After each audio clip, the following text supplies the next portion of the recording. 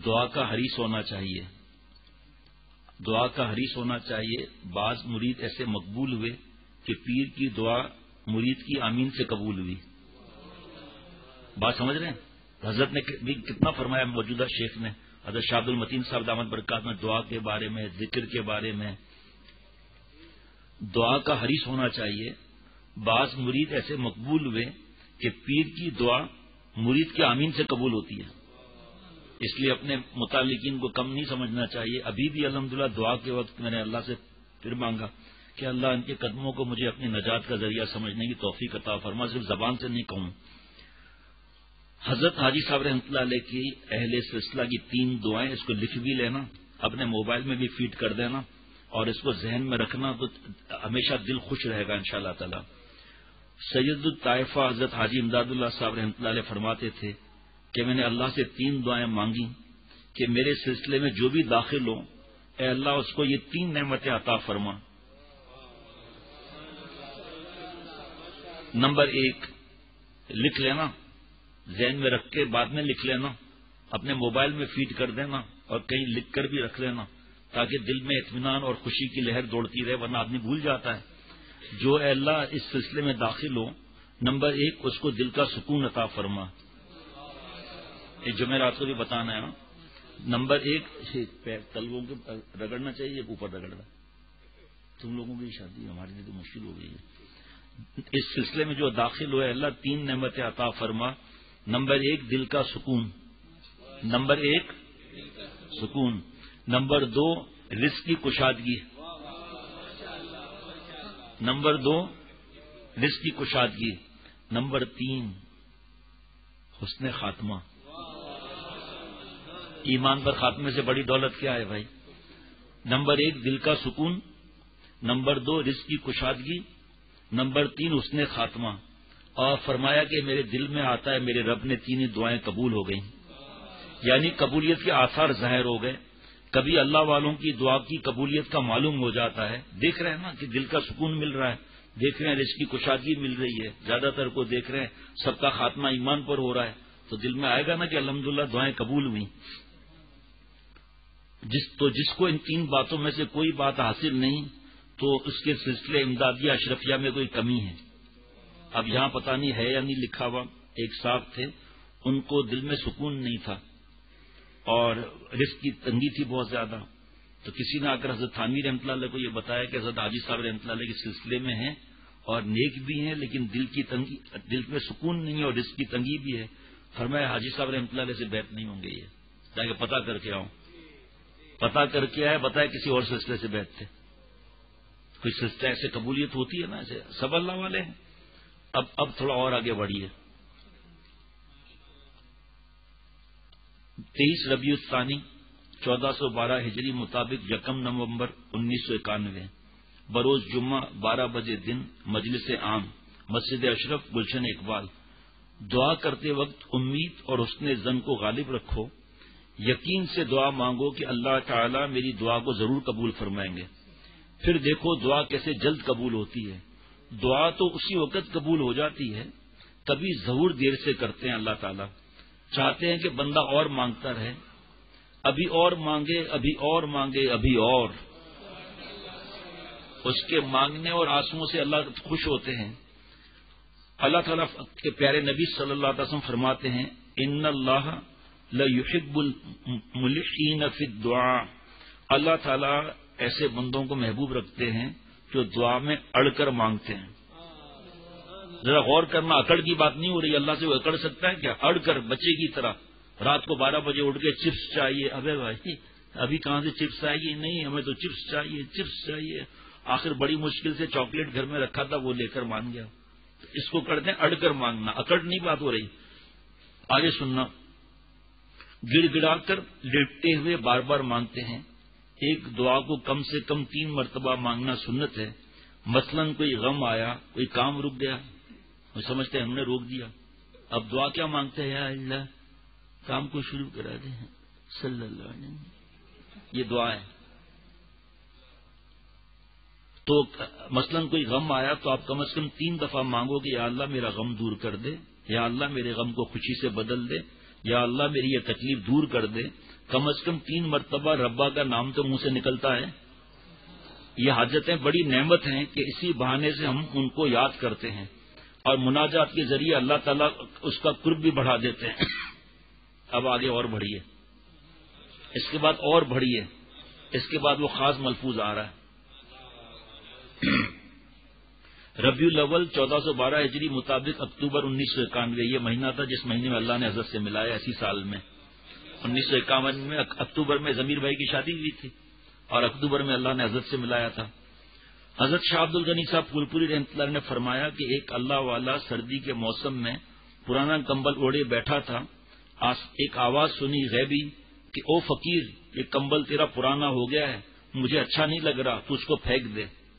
اس نے حکم سمجھ کر مارے ڈر کے پھینک دیا، لیکن دل میں سوچنے لگا کہ اب سردی سے مرنا پڑے گا۔ اتنے میں ایک آدمی آیا اور کہا یہ نیا کمبل آپ قبول کریں گے؟ یہ نیا کمبل آپ قبول کریں گے؟ تو دل میں کہا کہ پرانا تو پھینکوا دیا، اب نیا بھی قبول نہ کروں گا۔ دل میں تو نیا کمبل بھی قبول نہ کروں گا تو کیا سردی سے مروں گا؟ فوراً کہا لا، جلدی لا، قبول کرتا ہوں۔ اسی پر میرا شعر ہے حضرت والا کا، جو ہے ادائے خواجگی پنا اسی میں ہے کرم۔ جو ہے ادائے خواجگی، اللہ تعالیٰ کے پرورش کے طریقے، چاہے کام رک جائے، پرورش کا طریقہ ہے۔ جو ہے عطائے خواجگی پنا اسی میں ہے کرم، ان کی رضا بھی دوستوں ان کی عطا سے کم نہیں۔ جو پرانا مال پھینکواتا ہے وہی نیا عطا کرتا ہے، اس لیے گھبرانا نہیں چاہیے۔ جس حالت میں اللہ رکھے اس میں راضی رہو۔ کام بندے جو ہمارے بس میں وہ ہم کر رہے ہیں، سب دعائیں مانگ رہے ہیں، کہیں پیسے پھنسے ہوئے ہیں، ٹھیک ہے پیسے پھنسے ہوئے ہیں، مگر دعا تو مانگتے رہو۔ دعا سے تعلق بڑھتا ہے۔ آپ لوگ، ہم لوگ، ہماری بہو بیٹیاں 2 رکعت پڑھ کے دعائیں تو مانگے نا۔ آگے سنیں ذرا، حضرت سید الطائفہ حضرت حاجی امداد اللہ صاحب مہاجر مکی رحمۃ اللہ علیہ فرمایا کرتے تھے، دعا کا مزہ بھی جب آتا ہے جب دل پر کوئی مصیبت ہو، اسباب کے پردے جل چکے ہوں اور تدبیر کے ناخن گھس چکے ہوں۔ اسی پر میرے مثنوی اردو کے کچھ اشعار سنیے، حضرت والا کے اشعار ہیں جو میرے شیخ نے پڑھے بھی تھے، ابھی اشعار یہ: ناخن تدبیر گھس جانے کے بعد، پردہ اسباب جل جانے کے بعد، ناخن تدبیر گھس جانے کے بعد، پردہ اسباب جل جانے کے بعد، بس تیری جانب ہے اب میری نگاہ، ناؤ میری پارو میرے الہ۔ بس تیری جانب اب میری نگاہ، ناؤ میری پارو میرے الہ۔ گر تو چاہے پاکو مجھ سا پلید، گر تو چاہے پاکو مجھ سا پلید، فضل سے تیرے نہیں کچھ بھی بعید۔ جس کو تیری راہ سے جو بھی ملا وہ تیرے دستے کرم سے ہی ملا۔ جس کو تیری راہ سے جو بھی ملا تو وہ تیرے دستے کرم ہی سے ملا۔ حضرت حکیم الامت حضرت تھانوی رحمۃ اللہ علیہ فرماتے ہیں کہ جو شخص کسی پریشانی میں مبتلا ہو، خواہ بیماری ہو یا روزی کی کمی ہو، تجارت میں نقصان ہو رہا ہو یا کوئی دشمن پیچھے لگ گیا ہو، ہے نا۔ حضرت والا کو ایک صاحب نے تڑی لگائی تھی کہ میں یہ جو آپ کا خانقاہ وغیرہ بن رہی نا، اینٹ سے اینٹ بجا دوں گا۔ اللہ تعالیٰ نے اینٹ سے اینٹ پر اینٹ چڑھا دی، 5 منزلہ بن گیا ماشاءاللہ۔ یا کوئی دشمن پیچھے لگ گیا ہو، ہر پریشانی کا علاج، ہر قسم کے دکھ کا علاج یہ کہ اللہ تعالیٰ سے رجوع کرے، اللہ کے حوالے کر دو۔ اور جیسے حضرت مفتی محمد حسن امرتسری رحمۃ اللہ علیہ سے حکیم الامت نے فرمایا تھا کہ مومن کا اعتقاد جب مقدر پر ہے، میم بڑا کاف مقدر پر ہے، تو اسے مقدر ہونے کی کیا ضرورت ہے؟ بس اللہ تعالیٰ کی تقدیر پر راضی رہے۔ اس پر ایک واقعہ حضرت مولانا شاہ وسیع اللہ صاحب رحمۃ اللہ علیہ کا سنیے۔ حضرت مولانا شاہ وسیع اللہ صاحب رحمۃ اللہ علیہ حضرت حکیم الامت رحمۃ اللہ علیہ کے بڑے خلفاء میں سے تھے۔ مفتی اعظم پاکستان مفتی شفیع صاحب رحمۃ اللہ نے فرمایا کہ حضرت شاہ وسیع اللہ صاحب تھانہ بھون کا بالکل نمونہ تھے۔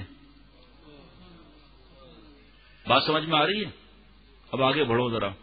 اعظم گڑھ کے گاؤں فتح پور تال نرجا میں رہتے تھے، جہاں مشکل سے 2-3 ہزار کی آبادی تھی۔ بڑے شیخ مشہور تھے، حضرت کے مریدین بھی بڑے مالدار لوگ، اور وہ علاقہ بھی مالداروں کا ہے۔ وہاں حضرت نے کئی لاکھ کی خانقاہ بنائی، اتنا برس پہلے۔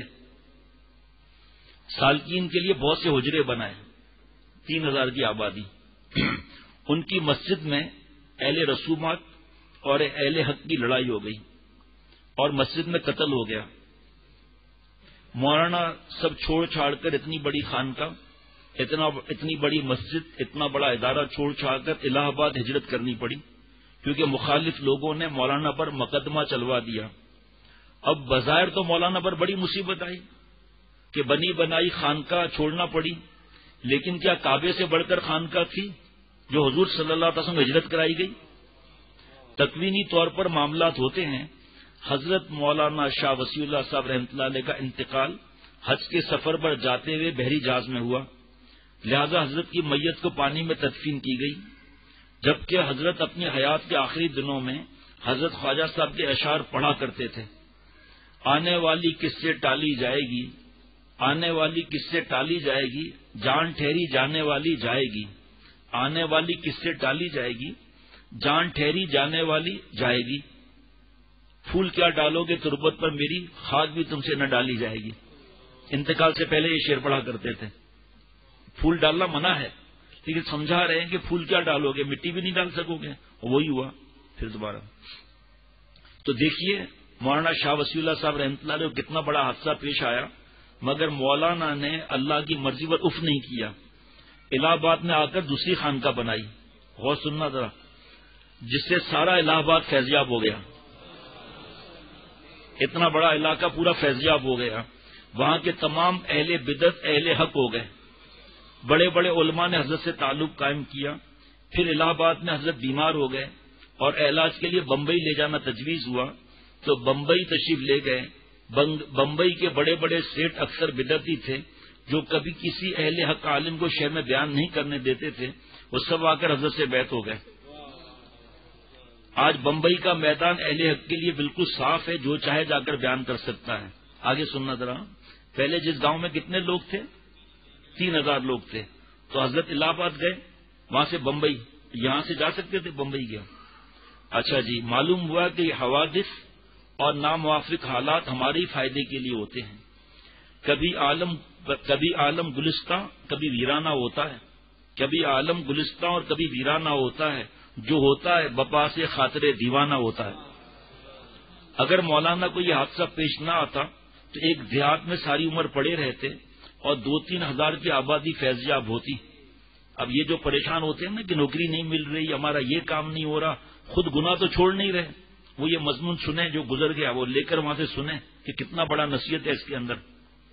اچھا جی، جس چڑیا کو شکاری شکار کرنا چاہتا ہے اور وہ خوشی خوشی گھونسلہ چھوڑنا نہیں چاہتی، اس کو گھونسلہ لذیذ ہوتا ہے، آرام دہ ہوتا ہے، تو پھر اس کے گھونسلے میں پتھر پھینکواتا ہے وہ شکاری، اور جب پتھر سے بھی نہیں نکلتی تو آگ لگوا دیتا ہے گھونسلے کو.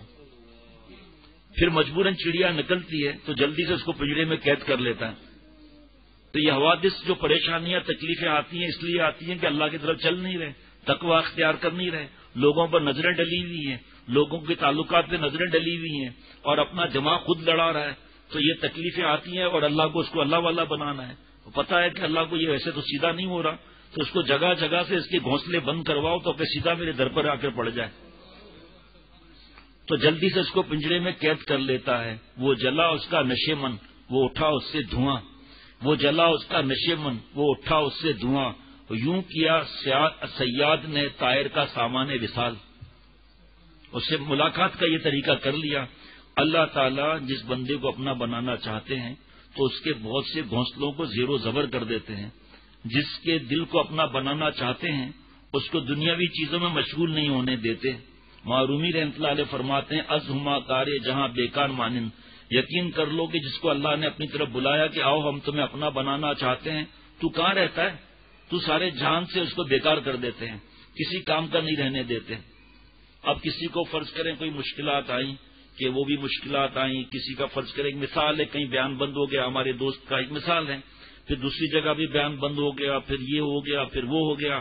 تو وہ جس پہ اس کی نظریں تھیں وہاں سے اس کا دل ہٹ کے پھر اللہ تعالیٰ کی طرف ہی آ جاتا ہے. پھر ورنہ وہ سمجھتا ہے جو کچھ ہو رہا ہے بس میں ہی سب کچھ کر رہا ہوں، تو تکبر بھی ٹوٹ جاتا ہے اس کا. سبحان اللہ. عارفین لوگ جن کی روحوں نے اللہ کو پہچان لیا، اگر دنیا میں بڑے کاہل معلوم ہوتے ہیں، دنیا کے کسی کام میں ان کا دل نہیں لگتا، مگر آخرت کے کاموں میں چاند سے بھی زیادہ تیز رفتار ہوتے ہیں۔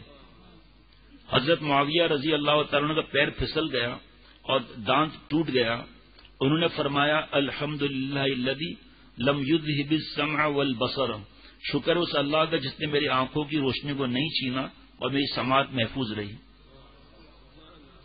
بزرگوں کی شان عجیب ہے۔ ایک بزرگ استنجا کے لیے نکلے، چوکھٹ سے سر ٹکرا گیا اور خون بہنے لگا، لوٹ آئے اور لیٹ گئے اور فرمایا الحمدللہ۔ دو خادم موجود تھے، انہوں نے کیا عرض کیا کہ حضرت اس تکلیف کے وقت یہ شکر کا کون سا موقع تھا؟ یہ تعریف، اس پر اللہ کی تعریف تو کرنی ہے لیکن اس پر آپ شکر ادا کر رہے ہیں۔ فرمایا کہ ای بلا دفع بلائے بزرگ، بلا ہائے بزرگ، یہ جو چوٹ لگی کسی بڑی بلا سے نجات کا ذریعہ معلوم ہوتا ہے کہ کوئی بڑی بلا آنے والی تھی، اللہ نے چھوٹی بلا دے دی۔ خادموں نے کہا کہ حضرت معافی کے ساتھ یہ بات ہماری سمجھ میں نہیں آ رہی، معافی کے ساتھ ہماری بات کی سمجھ میں نہیں آ رہی کہ آپ کو اب کون سی بڑی مشکل آنے والی تھی جو آپ کو چوٹ لگی، خون نکل آیا، اس پہ وہ ٹل گئی۔ پھر دونوں کسی کام سے نکلے، باہر نکلے، راستے میں دیکھا کہ شیخ کے دو دشمن شیخ کو جان سے مارنے کے ارادے سے گھات لگائے چھپے بیٹھے تھے۔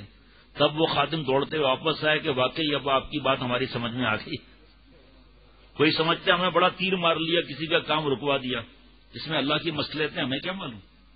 کوئی سمجھتا ہے کہ ہم نے اس کی نوکری ختم کرا دی، تو کیا نوکری ختم کرائے گا، رزاق اللہ ہے، اس میں مصلحتیں ہوتی ہیں، مسئلوں کو تو وہ تلاش مت کرو، بس ہر حالت میں اللہ سے راضی رہنا فرض ہے۔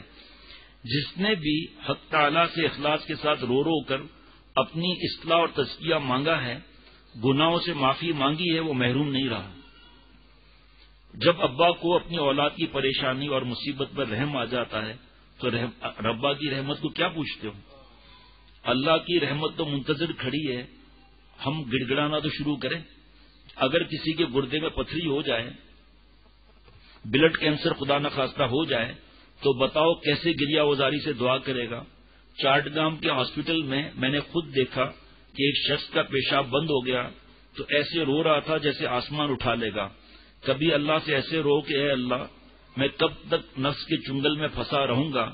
ایک بچہ اگر اپنے باپ کو خط لکھ دے کہ ابا مجھے اغوا کرنے والوں سے ڈاکوؤں سے چھڑا لو، تو باپ کا دل نرم ہوگا یا نہیں؟ مکان بیچ کر، بیوی کا زیور بیچ کر اس کی رہائی کی کوشش کرے گا۔ تو اگر ہم اللہ سے نالہ و فریاد کریں کہ اے اللہ نفس و شیطان کے ڈاکوؤں سے ہمیں چھڑا لیجئے، انہوں نے ہمیں قید کیا ہوا ہے اور ہمیں برباد کرنا ہے، تو کیا عجب کہ ہماری آہوازاری قبول ہو جائے۔ بس ہے اپنا ایک نالہ بھی اگر پہنچے وہاں، کیا شعر ہے، بس ہے اپنا ایک نالہ بھی اگر پہنچے وہاں، گرچہ کرتے ہیں بہت سے نالہ و فریاد ہم اللہ سے مانگتے رہیں، کوئی ایک آواز بھی اوپر پہنچ گئی، قبول تو سب دعا ہے، ظہور اپنے حساب سے ہوتا ہے۔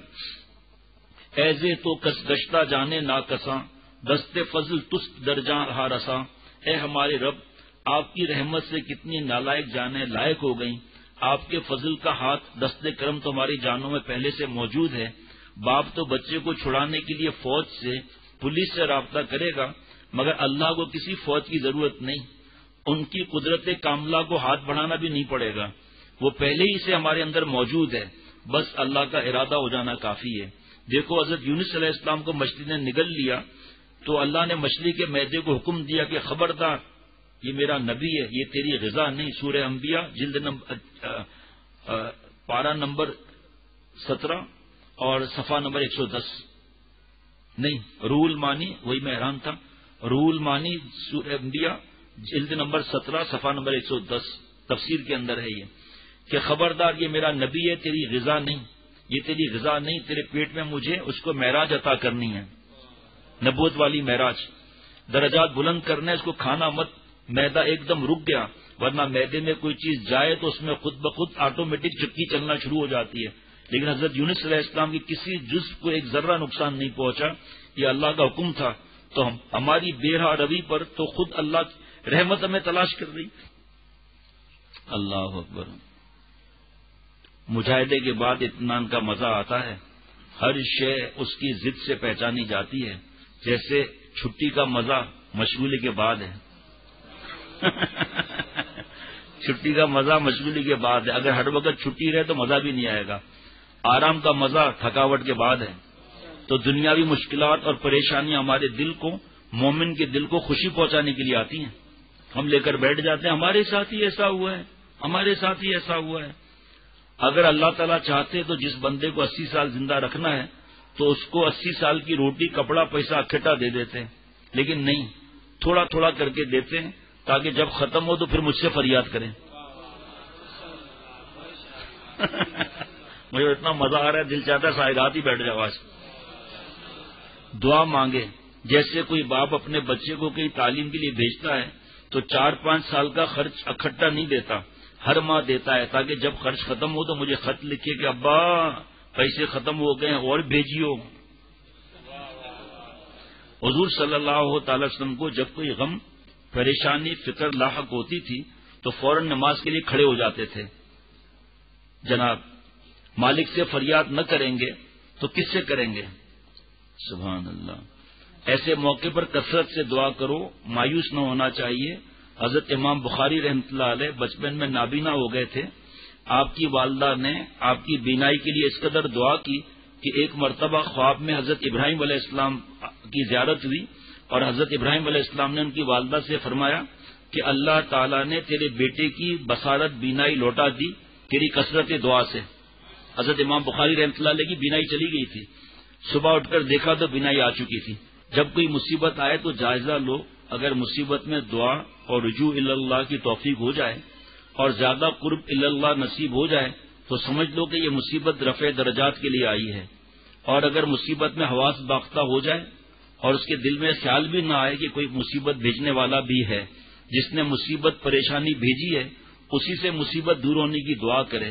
بلائیں تیر اور فلک کما ہیں، بلائیں تیر اور فلک کما ہیں، چلانے والا شہنشاہ ہے، اسی کے زیر قدم اما ہے، بس اور کوئی مفر نہیں. اگر اللہ کی طرف رجوع نہیں ہو رہا تو پھر سمجھ لو کہ یہ مصیبت کسی گناہ کی سزا میں آئی.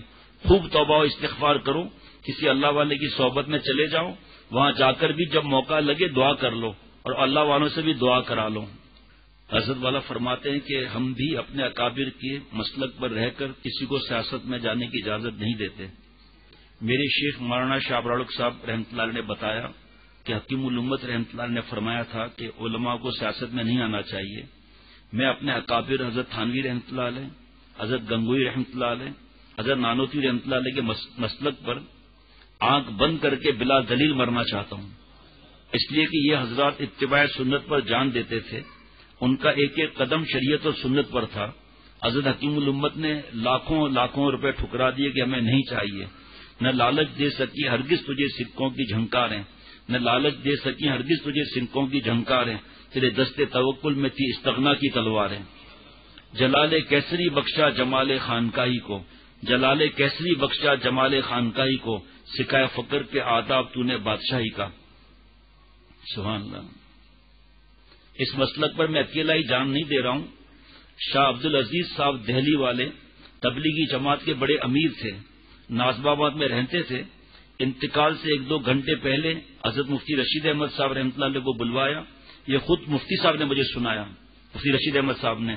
ان کے اور اختر کے درمیان کوئی اور راوی نہیں. فرمایا کہ مولانا شاہ عبدالعزیز صاحب نے، جو عالم بھی تھے، دعا جو ان کا لقب تھا، فرمایا کہ سنو مفتی رشید احمد، عبدالعزیز آج انتقال کر رہا ہے، آج میں مر رہا ہوں. آپ قیامت کے دن اتنی گواہی دے دینا کہ میں حکیم الامت حضرت تھانوی رحمۃ اللہ علیہ، مولانا رشید احمد گنگوئی رحمۃ اللہ علیہ، مولانا قاسم نانوتوی رحمۃ اللہ علیہ کے مسلک پر مر رہا ہوں. بس اتنی گواہی دے دینا. اس کے لیے آپ کو بلوایا ہے. یہ ہے عقیدہ. نابینا لوگ کیا جانے. خدا تعالیٰ ہم سب کی نابینائی دور فرما دے، ہم سب کی نابینائی دور فرما دے اور ہمیں اپنے بزرگوں کی بڑی پہچان نصیب فرما دے، اپنے بڑوں کی پہچان نصیب فرما دیے. دیکھیے عالم ہو کر اتنا عقیدان بزرگوں کی تعلیمات اور مسلک پر بہت بڑی چیز ہے. بڑا سبق دے گئے مولانا عبدالعزیز صاحب رحمۃ اللہ علیہ. دعا جو 5 خاص جملے. عبادت کرو اللہ تعالیٰ کی محبت کا حق سمجھ کر، حضرت والا کو اللہ نے عطا کیے. یہ گناہوں سے بچو اللہ تعالیٰ کی عظمت کا حق سمجھ کر. مغفرت کی امید رکھو اللہ تعالیٰ کی رحمت کا حق سمجھ کر. اللہ کے لیے اللہ پر فدا ہو جاؤ، ہماری فلاح کے لیے ان کی ذات کافی ہے. ہماری اپنی جان ہمارے لیے اتنی بھلائی نہیں سوچ سکتی جتنی خیر خواہ اللہ میاں ہمارے لیے چاہتے ہیں۔ نمبر 5، جو میرا مرید نفس و شیطان کے مقابلے میں ہمت سے کام نہیں لیتا، میری آہ نکل جاتی ہے۔ جو ظالم میرا پیر بھی دباتا ہے، خدمت بھی کرتا ہے، لیکن اپنی حرام کاریوں کو نہیں چھوڑتا، میری آہ کو اپنی باہ سے ضائع کرتا ہے تو میری آہ نکل جاتی ہے۔ لیکن یاد رکھو، میری منی مزدلفہ کی دعائیں رائے گاہ نہیں جائیں گے۔ میں نے دعا مانگی ہے کہ اے خدا ایسے لوگوں کو میرے یہاں سے بھگا دے جو اپنی اصلاح کی فکر نہیں کرنا چاہتے، کس غرض کی وجہ سے پڑے ہوئے ہیں۔